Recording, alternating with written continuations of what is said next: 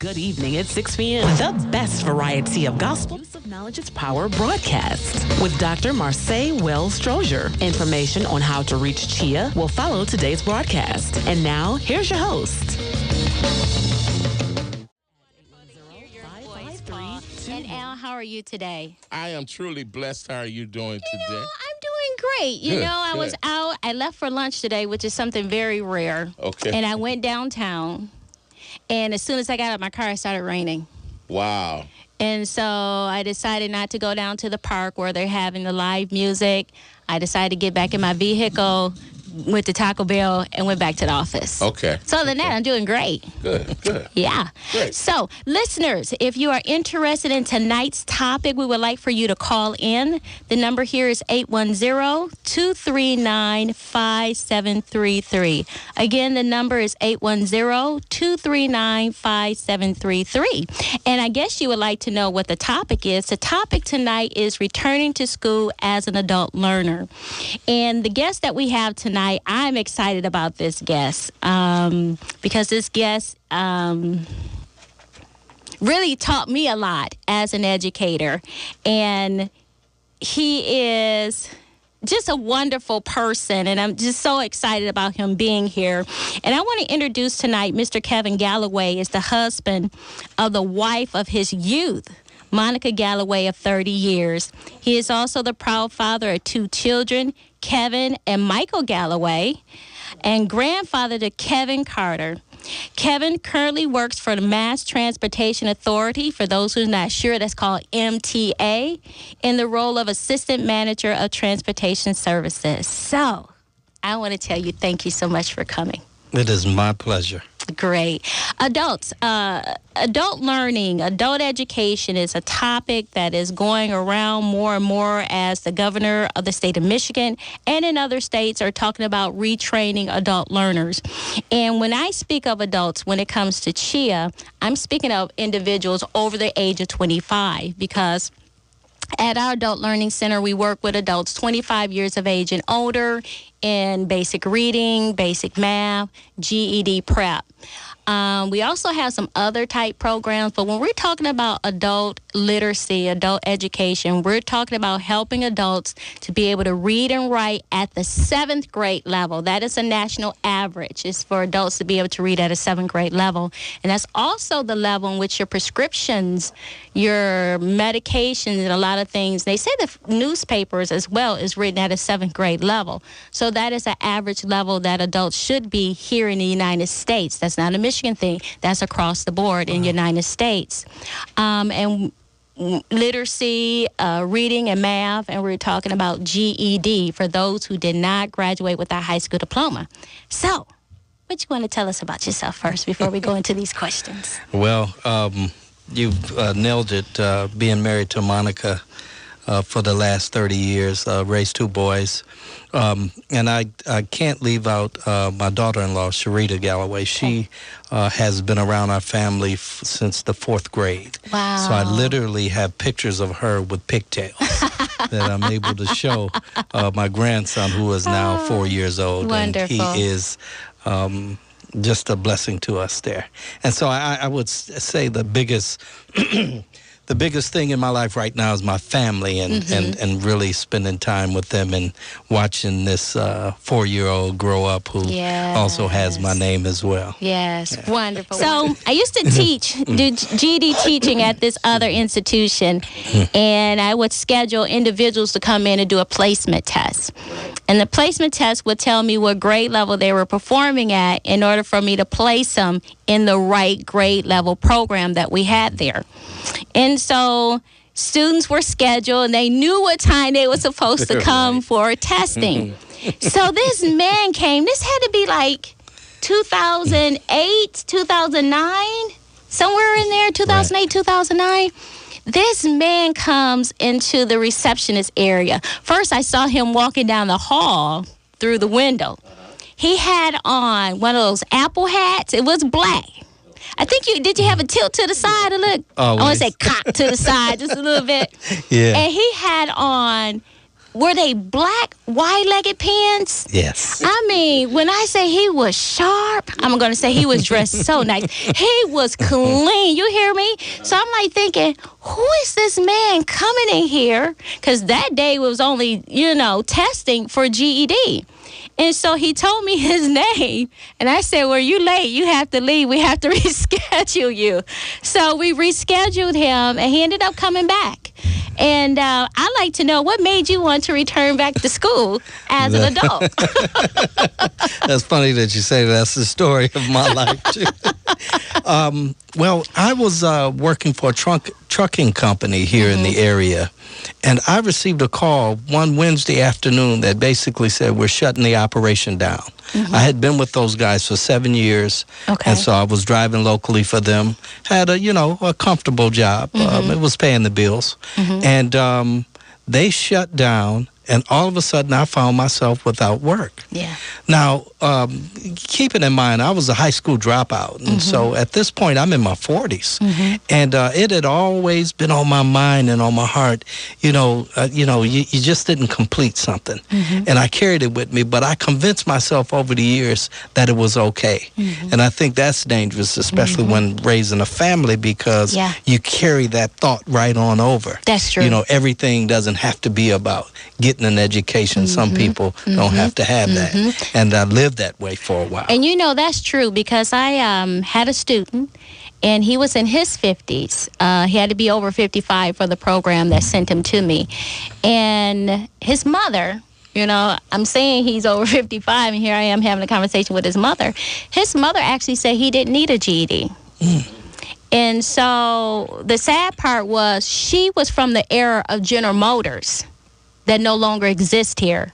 Right. That she didn't have anything, I shouldn't say anything, she didn't see a brighter future for her son, because for the simple reason, I told him, you can't keep doing physical labor like you're doing, because you're aging, your body's going to break down.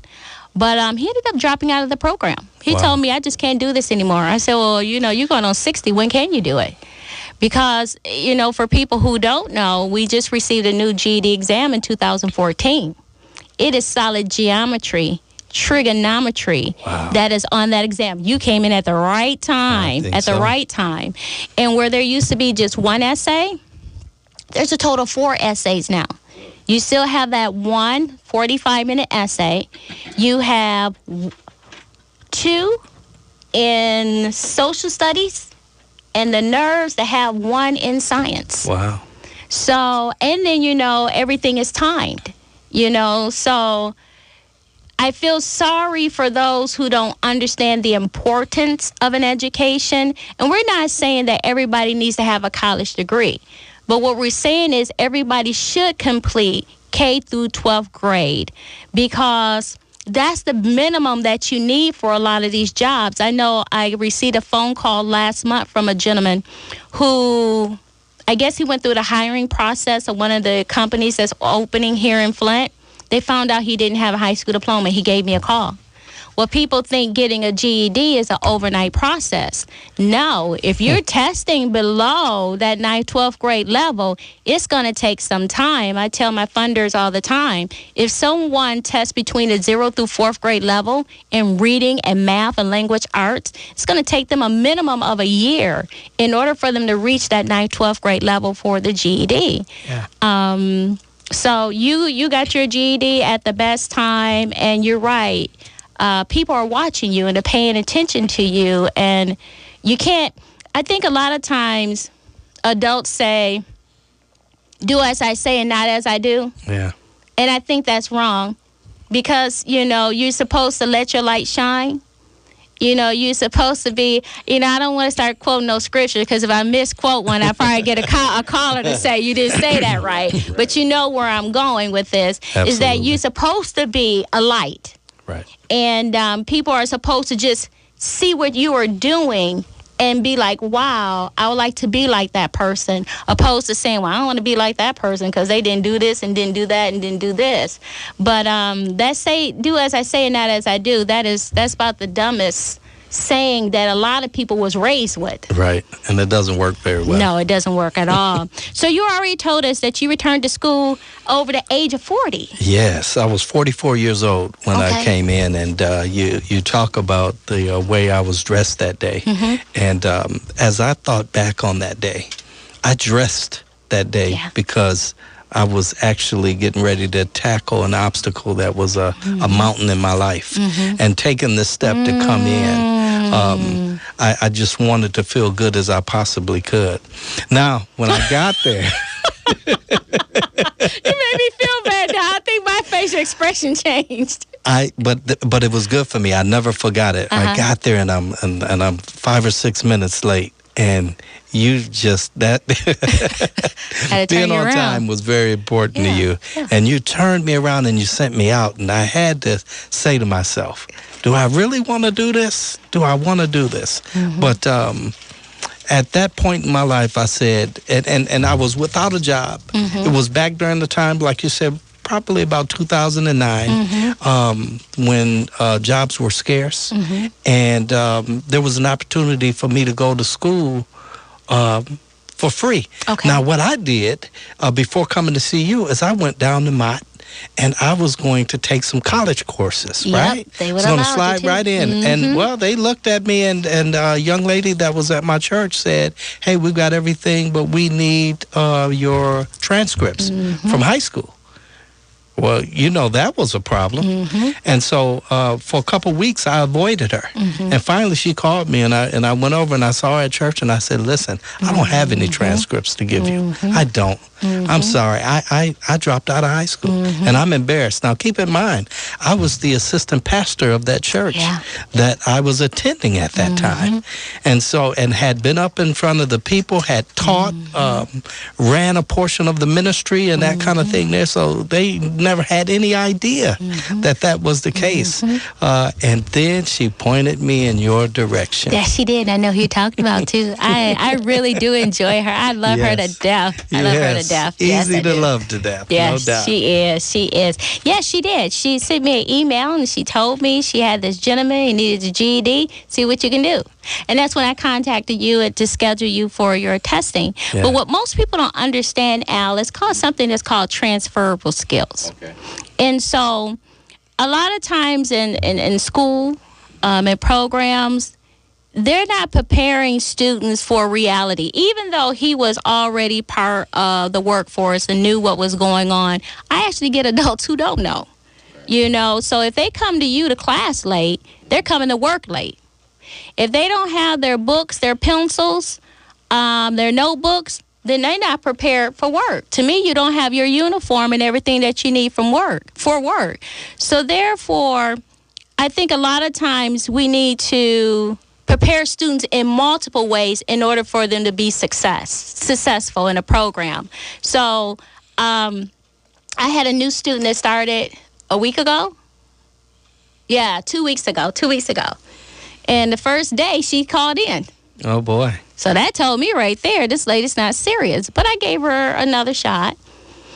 2 days later, she called in again with another excuse. So I told her, I said, well, you need to read our policies, and you can only miss 3 days within 6 months. And this is your first week, and you already missed 2 days. 2 days in. But you know what that taught me? That taught me she wasn't ready yet. And I think a lot of times we try to force programs and services on people who aren't ready. And what happens is we don't get the funding because we don't get the outcome. Yeah. You know, the need is great, but there's not a lot of them that are tired enough in order to get their life together. So when you said, when you dress, and that's another thing too, I've had students come in with their pajamas on and I send them right back out. Yes, you'd be amazed. Ooh, this is a gospel channel. I won't tell you some of the things I've been taught. And they think it's okay. Again, I work with adults, and sometimes my students are older than I am. And it just surprised me because they're actually are parents and grandparents too. We have several generations that do not have a high school diploma or a GED. And they're thinking that it's somebody else's responsibility to ensure their child or their grandchild knows the information when they are the child's first teacher. So, how was it for you coming back to school? It was tough. It was tough. When we got, finally set up to do the testing, I was so, I had so much anxiety as I prepared to do it. I remember coming in the classroom and sitting down and doing the testing, but I was overwhelmed at the results. So what he's talking about, Al, is a test that's called the TABE test. It's a test of adult basic education. And what it does, it tells us every section of the test is timed, and it tells us the grade level in which you are performing in reading, math, basic math, algebra, spelling, language arts. And that is devastating to some individuals when they get those scores back, because they're not at the level where they thought they were, where they should have been. So you got your scores. I got my scores. And again, I'm trying to stay motivated. Yeah. This is something that I've struggled with for many years, and now here I am. And so I come in and I take the testing, and there was some courses that I had to be pre-GED, which meant that I was going to spend some time in there. So I watched a couple people come and go. Yes. And I'm saying, wow. And so I had to work myself up to GED. Just to move forward, to prepare, and so that was a work out there. And so I was there, I think a little bit more than a year, doing this. So I had to work through this process. But I remember going home after getting my scores, and then I actually had an opportunity to come before the congregation, because when the bishop found out what I had done, he said, "You've got to share your story." But I jokingly told them, but I said to my wife when I got home with my scores, I said, "Honey, I found out something today." And she said, "What's that?" I said, "I found out who the dumbest Negro in the whole city is." Oh, man. No, you weren't. And she said, "What?" With this look on her face, "What are you talking about? Well, who is it?" I said, "It is me." I said, "These folks gave me this test."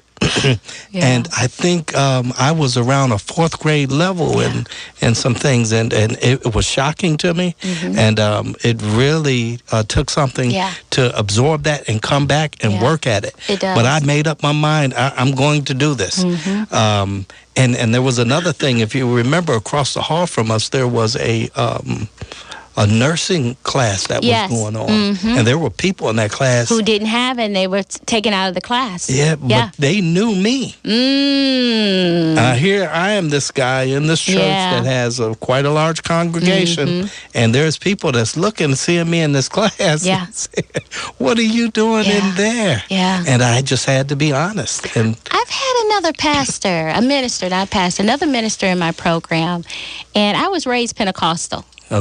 So I like to play Bible trivia, because, people be like, what? Because, they don't know. If you don't know me, you didn't know I was raised that way. But those who know me, I come from Church of God of Christ. Okay. Hello, Bishop Jones. The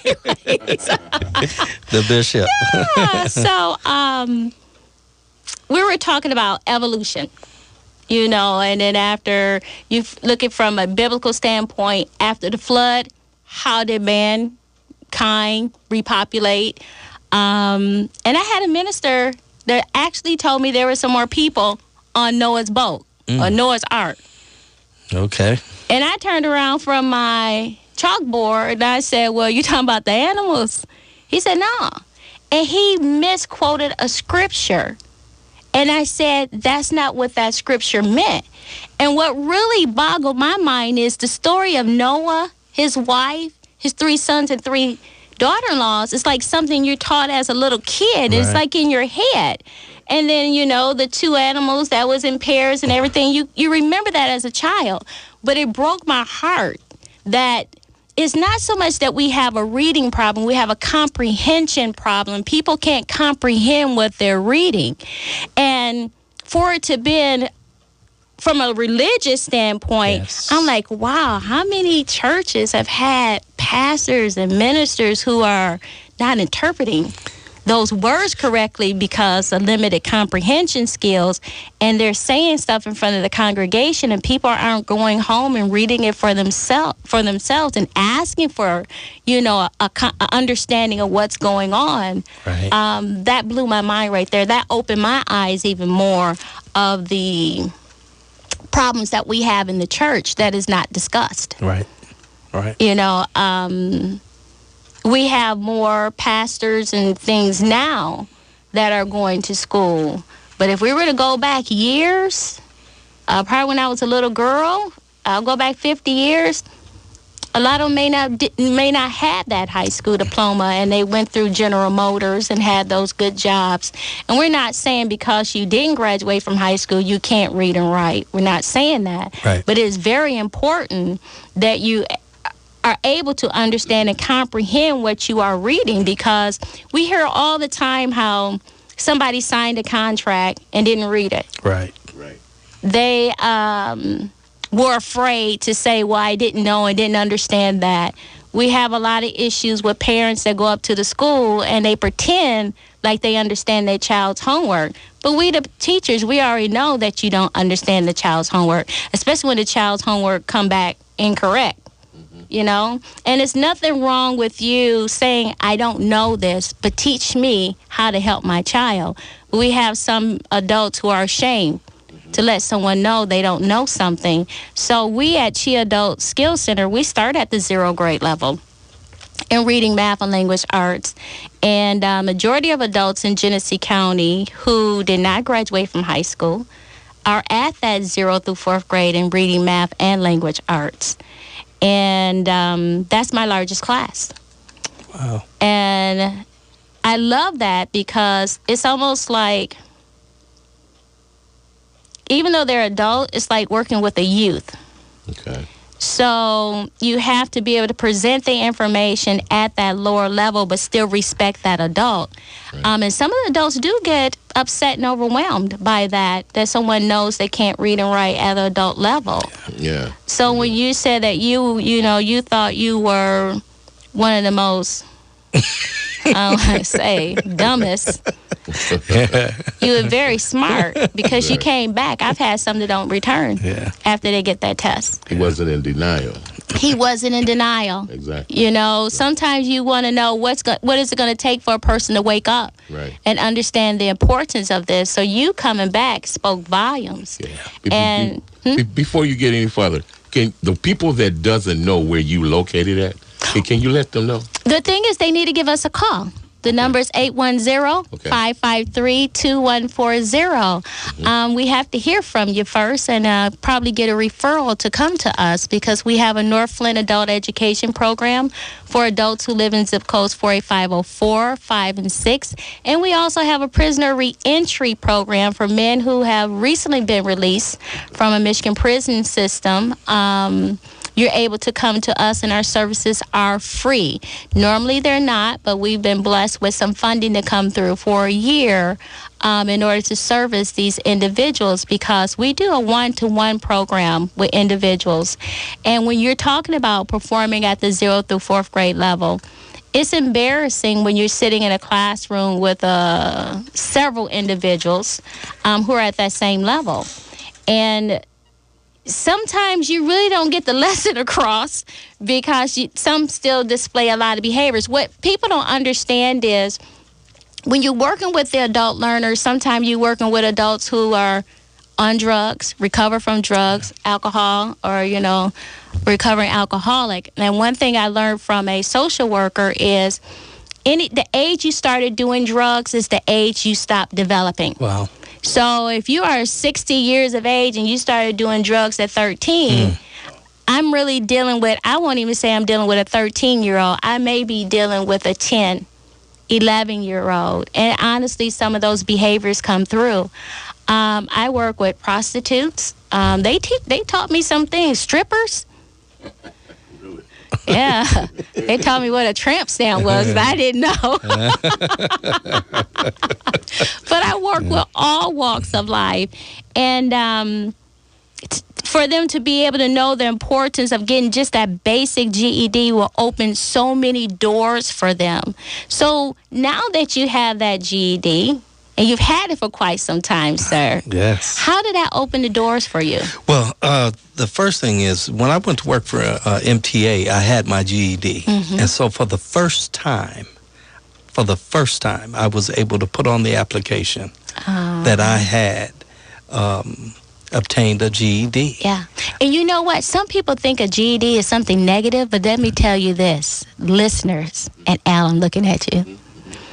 It takes nothing but to go to school to graduate from high school. Right. There's no test to state you know how to read, you know how to write, you know how to do math calculations. Yeah. But when you sit down for a GED exam, the only way you can get your diploma from the state of Michigan is that you have met their requirements in reading, math, language arts, social studies, and science. And like I stated on the show before, I have a 45-year-old man that graduated with a 1.3 GPA from high school, and it was not a Flint school. This is an issue we have across the United States. And I had to call and verify that. But there is no test to states here in the state of Michigan. Now, I've heard in some other states, but in the state of Michigan, only thing you have to do is go. That's all you have to do. Is go. And if you're in special ed, they're just going to pass you through anyways. Yeah. They're not going to hold you back. Very rarely do you have kids that's held back. You know, if you go to summer school, they're going to pass you straight through summer school anyways. And you got to pay to go to summer school, which I understand that one. We gave it to you free for 9 months, so you got to pay. No, they very rarely you hear kids being held back now. They flunked me. Well, that was some years ago. I'm sorry. You mad like I did it.